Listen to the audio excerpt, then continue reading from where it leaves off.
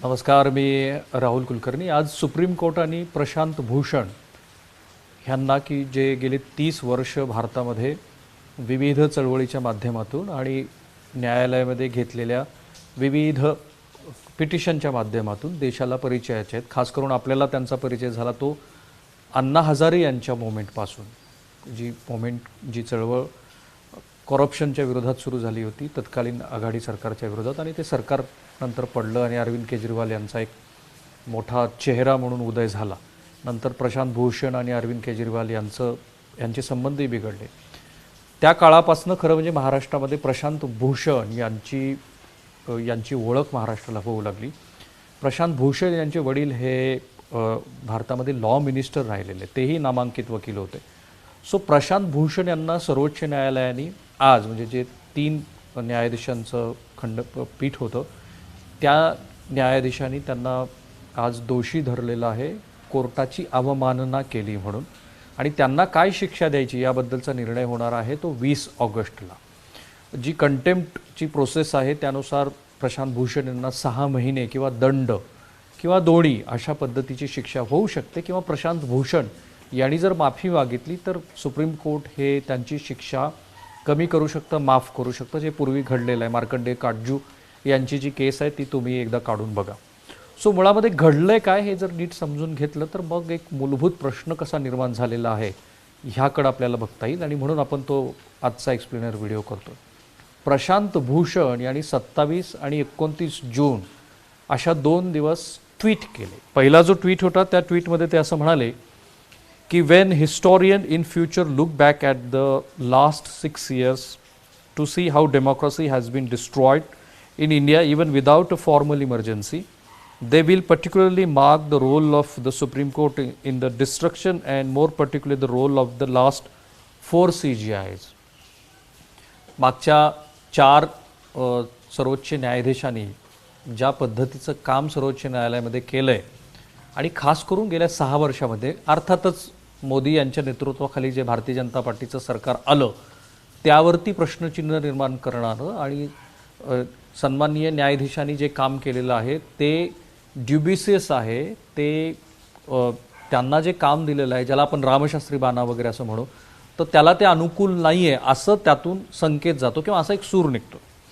29 तारखेला जे त्यांनी ट्विट केलं ते वेगळं आहे. त्या ट्विटमध्ये ते असं म्हणतात की CGI chief justice of India rides a 50 lakh motorcycle belonging to a BJP leader at Raj Bhavan Nagpur without a mask or helmet at a time when he keeps the SC Supreme Court in lockdown mode, denying citizens their fundamental right to access justice. Right? So ह्या 2 ट्विटवरती suo motu अशा पद्धतीनं supreme कोर्टाने याचिका दाखल केली. आधी त्यांना notice issue केली गेली. त्यांचं जे काही म्हणणं आहे ते म्हणणं कोर्टाने ऐकून घेतलं आणि त्यात प्रशांत भूषण यांच्या वतीनं श्री दवे यांनी जो न्यायालयामध्ये भूमिका मांडली ती अशी की CGI यांच्या संदर्भातली जी त्यांची भूमिका आहे त्याच्यामध्ये एक फॅक्च्युअल मिस्टेक आहे. ती म्हणजे नागपूरच्या राजभवनमध्ये जिथे हार्ले डेव्हिडसनची ती जी मोटार बाईक आहे ती ॲक्च्युली स्टँडवरती लावलेली आहे आणि त्यामुळं त्यांना तिथे हेल्मेट वेअर करायची गरज नव्हती. ही फॅक्च्युअल मिस्टेक त्यांनी मान्य केली. पण बाकीचं जे काही त्यांचं म्हणणं आहे त्याच्यावरती ही स्टँड बाय विथ इट. म्हणजे ते पहिलं जे त्यांचं ट्विट होतं ते किंवा दुसरं जे ट्विट होतं त्याच्यातल्या बाकीच्या मुद्द्यावरती आपण ठाम आहोत असं ते म्हणाले.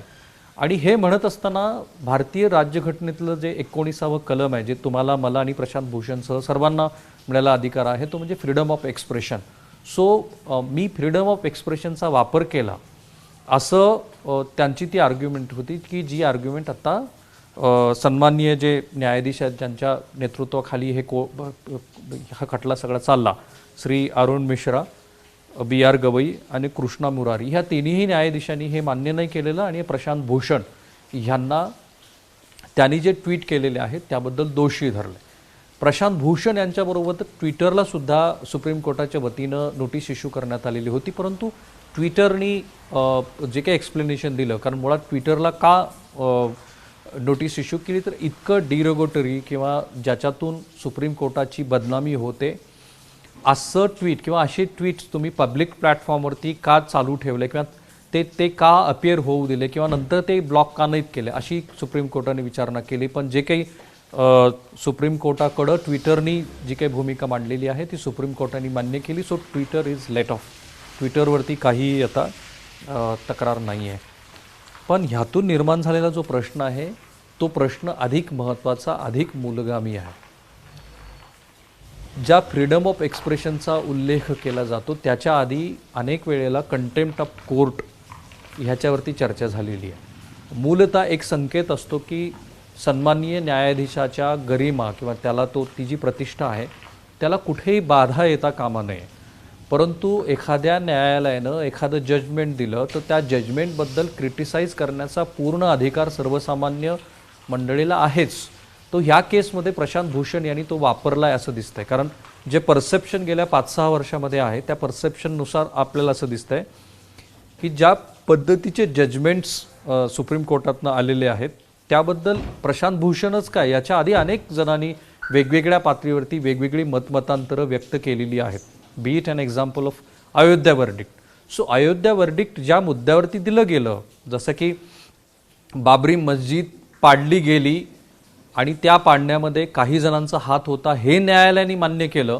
पण प्रत्यक्षामध्ये अशी आर्ग्युमेंट केली गेली की जर हे खरं होतं की बाबरी मस्जिद ही बेकायदेशीरपणे पाडली गेली तर मग जजमेंट नेमकं त्या पार्टीच्या विरोधात कसं गेलं.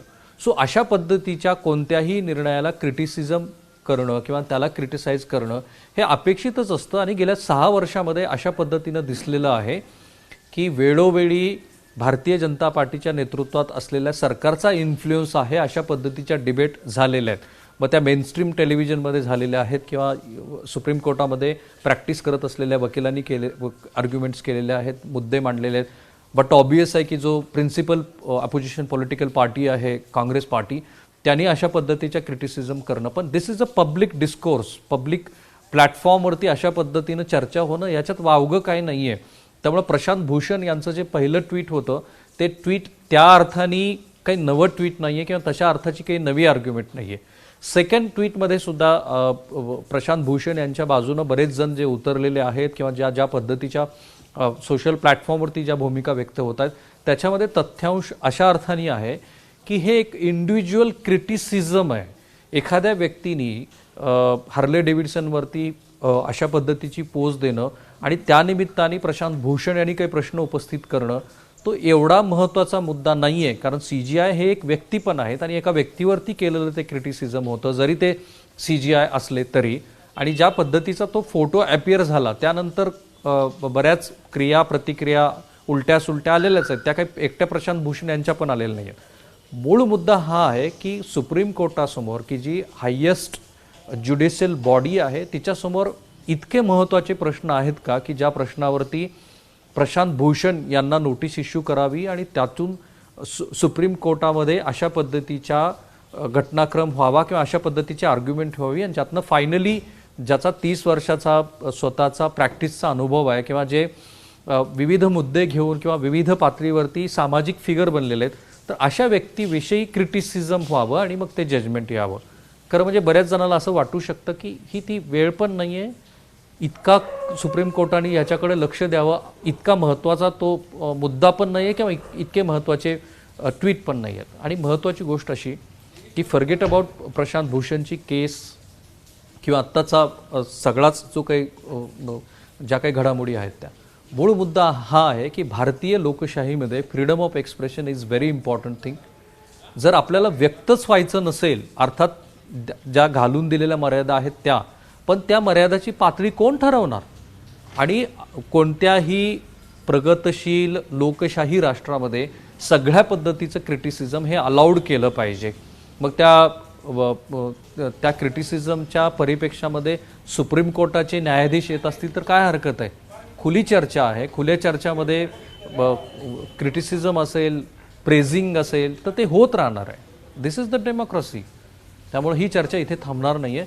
20 तारखेला प्रशांत भूषण यांना नेमकी काय शिक्षा सुनावली जाते त्यानंतर पुन्हा एकदा ह्या चर्चेला नवे कांगोरे येतील. थांबूया आपण इथे.